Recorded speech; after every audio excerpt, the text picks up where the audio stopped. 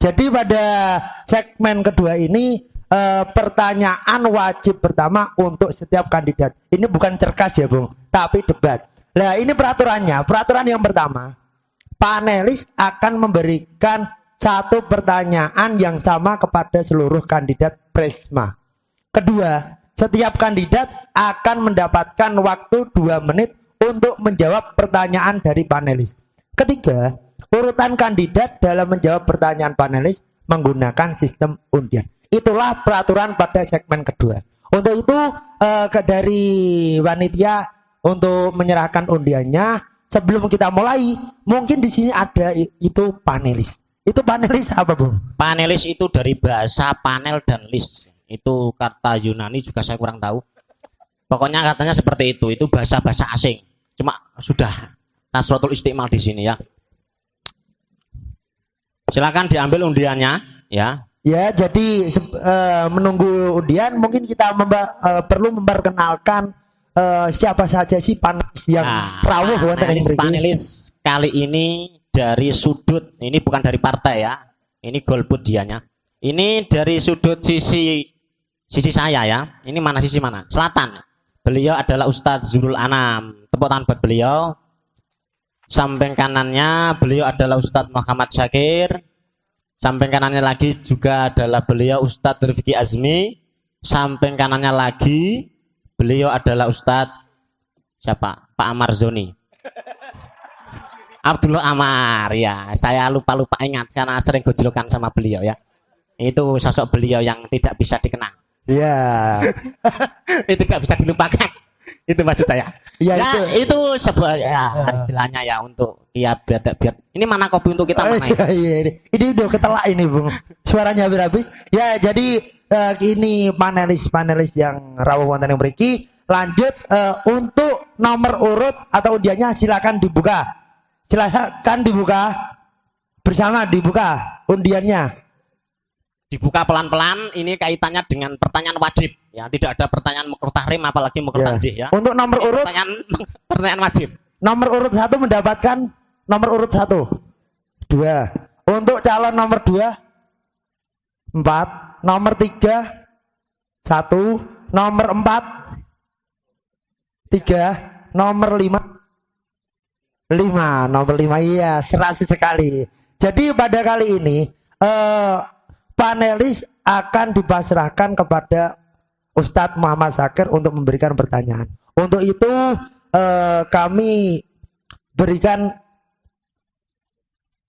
kita berikan pada beliau untuk dipersilakan bertanya pada urutan nomor 1 siapa tadi? Ya, Saudara Wafir Hadi. Pada beliau, monggo. Pertanyaannya mana? Panitia? Sudah dikasihkan? Oh, Gembun. Assalamualaikum warahmatullahi wabarakatuh. Terima kasih waktunya untuk moderator. Ini pertanyaan, ya bukan pertanyaan ya, tapi kami menuntut ada tanggapan dari masing-masing kandidat tentang satu masalah ini.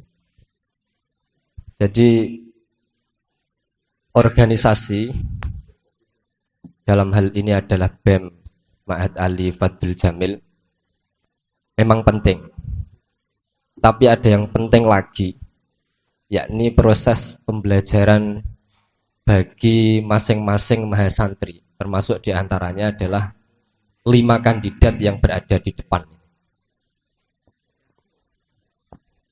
Pertanyaan yang kami ajukan, andaikan di pertengahan nanti, bila Anda sudah terpilih dan di pertengahan nanti timbul dilema antara hal yang berkaitan dengan keorganisasian, yang nanti kaitannya adalah dengan maslahah umum bagi mahasantri, dan hal yang berkaitan dengan proses pembelajaran Anda pribadi. Kira-kira menurut para kandidat, 5 kandidat ini, yang Anda sekalian prioritaskan mana antara hal yang berkaitan dengan keorganisasian dan ini nanti kaitannya dengan mahasantri secara umum dan hal yang berkaitan dengan proses pembelajaran Anda secara pribadi. Sekian. Tidak usah disekali ya pertanyaannya. Mau disekali pertanyaannya? Tidak usah ya. Ini dari saudara Pak Ferdi. Ini berhubung mendapat pertama giliran. Silakan untuk menjawab pertanyaan dari beliau Ustadz Muhammad Syakir. Silakan. Waktu 2 menit dari sekarang. Terima kasih. Kalau tadi ditanya bagaimana ketika ada dilema antara ini dan itu, yang namanya dilema ya perlu diistihati mana yang lebih baik.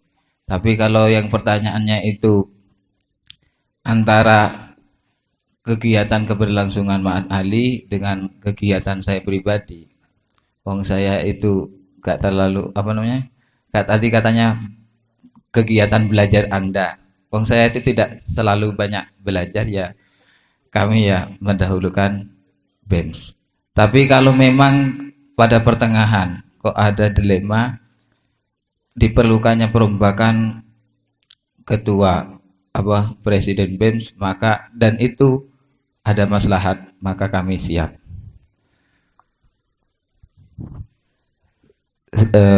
Sudah mungkin itu saja. Assalamualaikum warahmatullahi wabarakatuh. Ya langsung untuk nomor urut undian 2 untuk menanggapi dari pertanyaan panelis.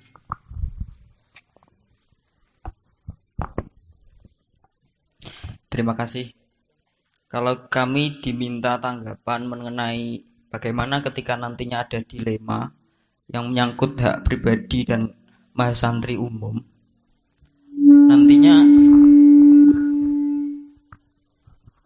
tentunya ini tidak bisa dipastikan dari sekarang karena sesuai dengan keadaan. Ketika nantinya ya dipilah-pilah, ketika nantinya memang kebutuhan pribadi itu memang mendesak seperti belajar yang nantinya ujian atau yang seperti apa, itu tentu kita akan mendahulukan hal yang seperti itu. Namun ketika nantinya belajar yang tidak mendesak, itu tentu kita akan mengedepankan maslahatan umum karena itu sudah kita tahu semuanya lah. Jadi itulah tanggapan dari kami. Mungkin Ya, sekian, terima kasih. ya berarti langsung ke nomor undian 3 yaitu Abdul Rauf.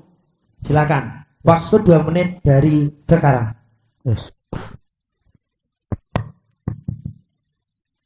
Terima kasih kepada moderator menanggapi